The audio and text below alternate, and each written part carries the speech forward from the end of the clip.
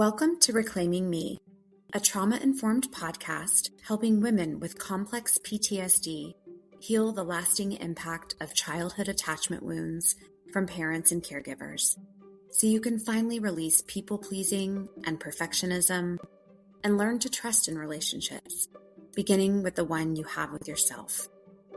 I'm your host, Cindy Payne, therapist, trauma specialist, and a woman who has walked this path both personally and professionally.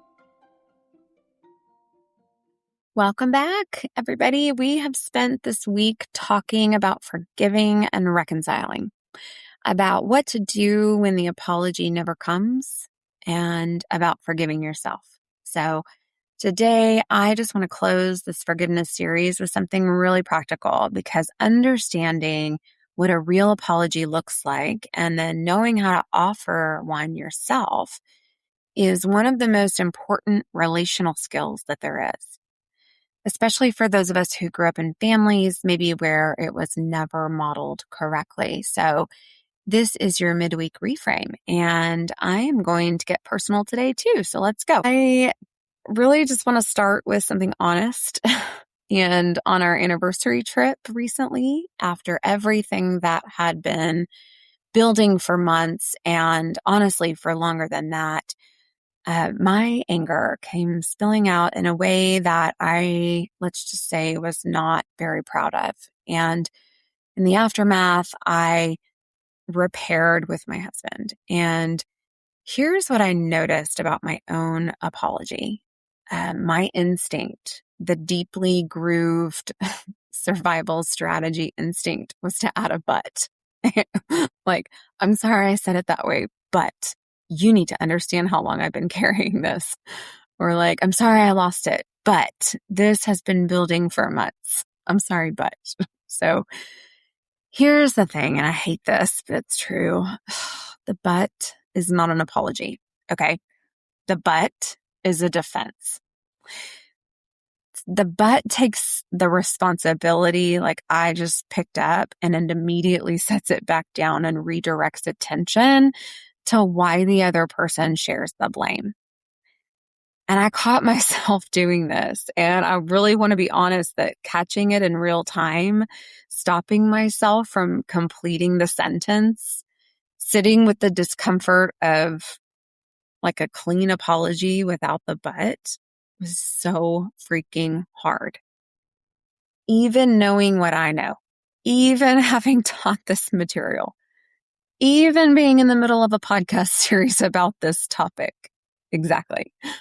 That is the work in real time, in real relationships, with a nervous system that learned a really long time ago that full accountability without defense is the same thing as total vulnerability. And total vulnerability is dangerous. It's not dangerous, but it feels like it is. And the gap between those two things is, I think, where all of this work lives. So here we go. The skill is, what makes an apology real? And Harriet Lerner is really specific about this in her book, Why Won't You Apologize? And I want to walk you through her framework, because I think it is genuinely one of the most useful clinical tools I've ever come across. So she says that a real apology has to have three things. Number one, it has to take full responsibility without deflecting. So I was wrong. What I did caused you harm. Full stop. Not I was wrong, but you also, or not I'm sorry you felt that way. Oh, that's the worst. Nothing pisses me off worse than when my husband says that. Not I understand why you're upset, but I was under a lot of pressure. I mean, no, those are excuses. The responsibility belongs to the person apologizing, and it stays there. And number two, it never contains the word but. Never, ever, ever, ever, ever. This is Lerner's most specific and actionable point. She says the moment you say, I'm sorry, but, everything after the but cancels out before it. The but just signals that you're about to explain or justify or redirect. And that means that you are no longer apologizing. You are now defending. And the person receiving it feels the difference almost immediately, even if they can't always articulate why the apology didn't land. So if you need to share your own experience of a situation, that is a separate conversation. It is not part of the apology, though. The apology is clean. It stands alone. And that's that. And number 3, it doesn't make the other person responsible for your feelings about the apology. I'm so sorry. This has been so hard for me to say. Or I'm so sorry. I feel terrible about this. Those statements, there's nothing wrong in themselves, but when they become the focus of the apology, like the person apologizing needs the other person to now manage their discomfort about apologizing, the apology has been derailed at that point. Okay. The person who was harmed ends up now reassuring the person who caused the harm. And that is a dynamic that trauma survivors, we know extremely well and need to be looked out for. And number 4, it doesn't demand a response. So a real apology is offered without conditions. Without "I'm sorry, now we can move on." Without "I'm sorry, I hope you can forgive me." The forgiveness piece is not part of the apology. It belongs to the other person entirely and on their own timeline. An apology that comes with an expectation of immediate forgiveness is not a clean apology. That's a transaction. So, just some stuff to think on. So what do you do when you receive a fake one? You know, when someone offers you a non-apology, like the "I'm sorry you feel that way," or "I'm sorry, but you have to understand." "I already apologized. Why are you still upset?" "I'm sorry." So first, you're allowed to name it. You don't have to accept an apology that isn't one. So you can say, "I appreciate that you're trying to address this. And I need to be honest that what I heard was more of an explanation than accountability." And that's not an attack. That's just information.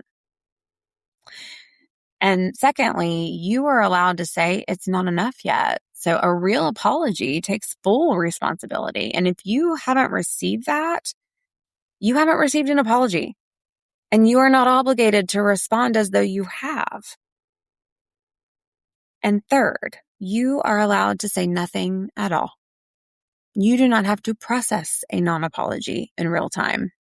You can simply say, "I need some time with this, and I mean it," and take the time and not be rushed.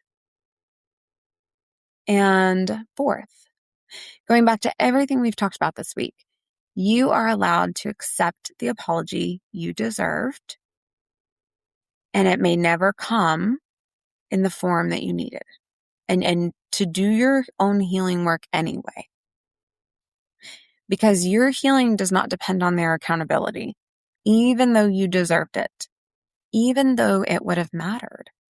Your healing is yours, and it is available to you regardless. So if you grew up in a family where apologies were never offered cleanly, like where there was no accountability modeled, where sorry was either never said or maybe it was said as a way to end the conversation rather than to take responsibility, then learning to apologize well as an adult is so hard.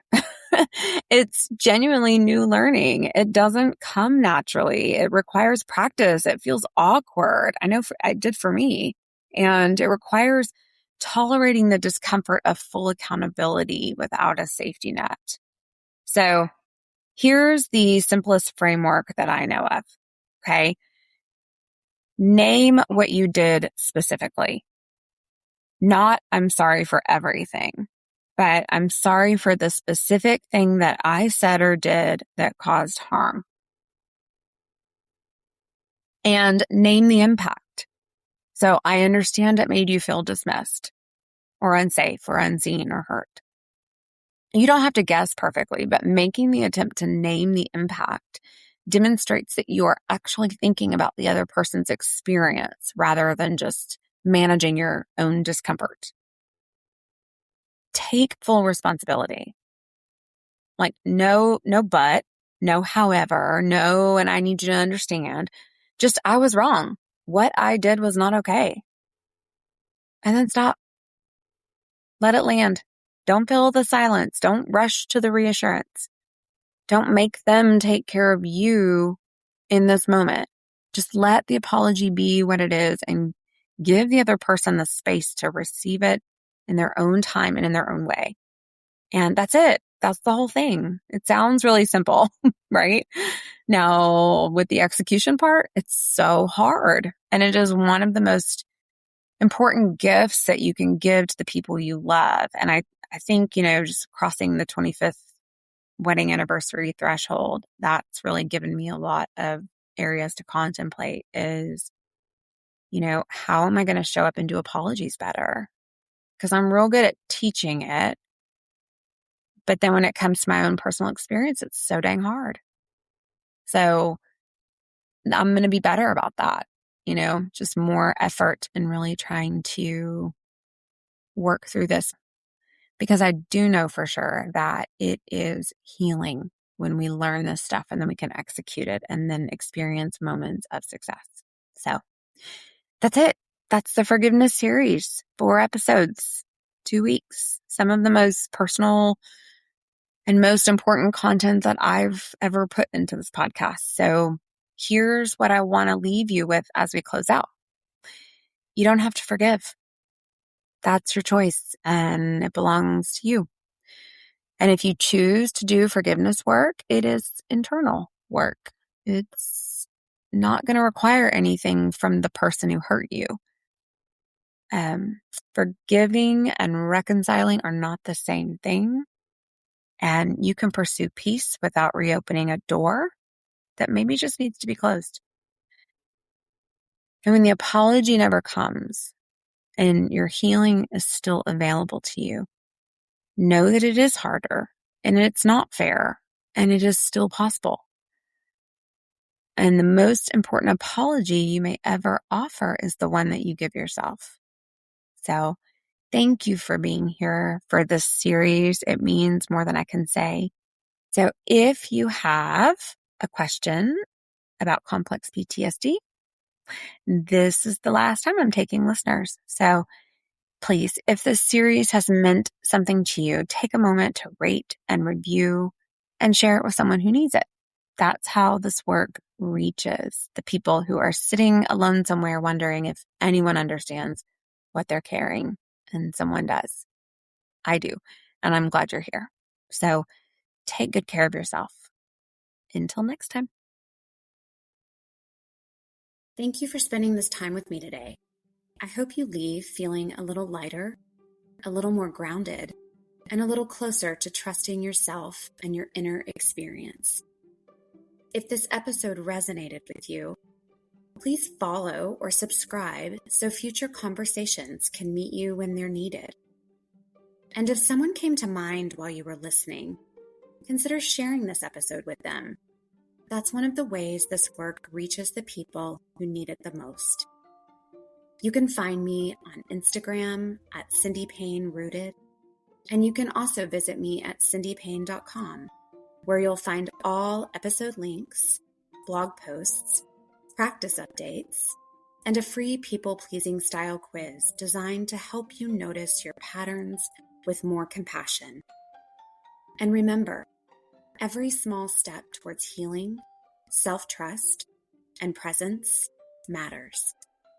You are worthy of this journey. Thanks, everyone.